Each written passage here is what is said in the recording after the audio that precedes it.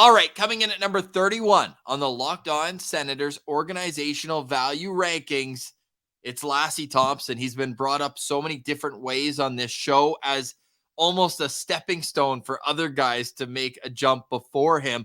But what can the 2019 first round pick do to cement himself as a legit NHL player? He only got 2 games of NHL experience last year, Pilsy. They went to other guys in minors last year. It was inconsistent for him, but Yep. there still has to be some of that upside. I haven't seen the Tom Bomb in ages. Yeah, and Ross, that's the thing. Like, there were opportunities for defensemen to be called up to play NHL time last season. The chances were there, and time again, they chose not to go with Lassie Thompson. Now, as far as what does he need to do, we got to see the Tom Bomb come out. Like, that's one of his patented attributes, is that slap shot from the point. We didn't see it enough, but what I will say is, from talking with Footy, talking with David Bell, the kind of resounding statements seem to be that, yes, Lassie was inconsistent, but he really improved his defensive play in Belleville near the end of the season, and that helped round out his game and have a little more consistency there. But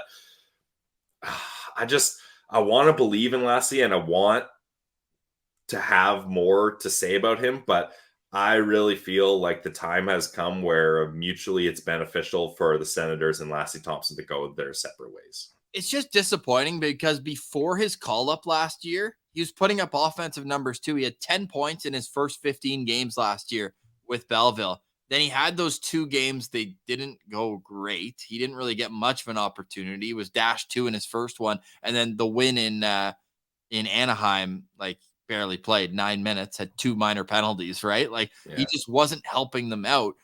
And then he went back down and he was still good, Pills. He had 4 more points in his next 6 games. And then it just kind of was hot and cold. You know, he'd go 5 games without a point. Then he'd have 6 points in 7 games. Then he'd go 5 games without a point. And it just finished ice cold. Good thing at the end of the year, he had, in the final weekend, he had 4 points in 3 games. That helped out. But before that, he went 10 games without one.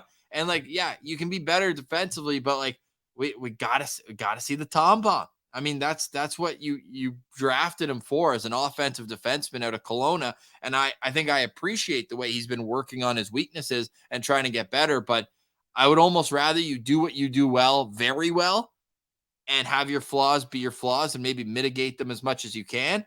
But for Lassie, it almost felt like he's given up so much of his offense to get better at defense that it's kind of like, where's he going to find the happy medium to that? Now, all that said, at the end of the day, you look at the numbers, 33 points in 56 games. Like, that's not bad when you look at an AHL production for a 22, soon to be 23-year-old. He turns 23 in less than a month on September 24th, but -9, you'd like to clean that up. And I think the big thing for Lassie, which is wearing everyone's patience thin, is that he needs waivers this year. So it's like, hey, are you going to lose this guy for absolutely nothing?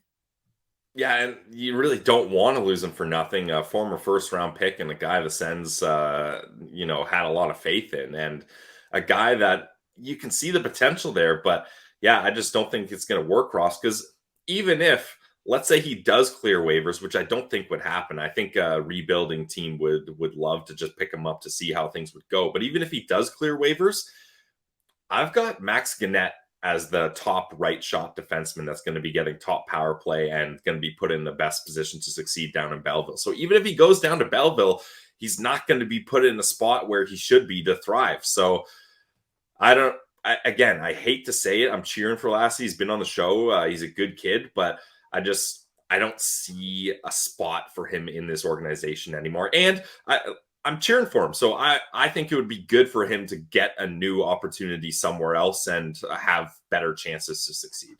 Yeah, I mean, he was a guest on this show. He was awesome. I really enjoyed chatting with him. We got the tour of Eels with him and then Roby a little bit later. Like, I really respect, what he's been able to accomplish in terms of, making a weakness into the strength of his game. It's just, will it fit here with the timeline and with Ottawa having young defensemen all over the rest of their decor? It just feels like, JBD's a year older and probably a year more mature. And not only that, I mean that in an on-ice sense of being able to kind of box out a little bit better in front of the net. And it almost feels like the play would be, if a team's interested and has a spot for him on the back end and believes in Lassie, that he would be attached with whoever you're going to move to make some cap space to sign Shane Pinto. And that way you're not giving up a draft pick, because they've given up so many draft picks in recent years. Like, it feels like this would almost be, hey, it's a position of strength. You've basically replaced him with Martin Paolo for free in terms of asset management.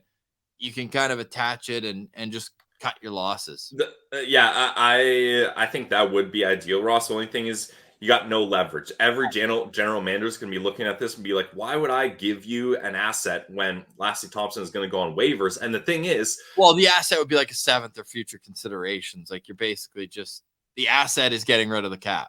Yeah, and you're just getting the rights to getting him first. But the thing is, the teams that would want him would be rebuilding teams, and those are the guys first up at waiver calls anyway. So they're going to have the best chance at grabbing him anyway. So unless they're really worried that a team is going to claim him before them, they're not going to be interested in that, unfortunately.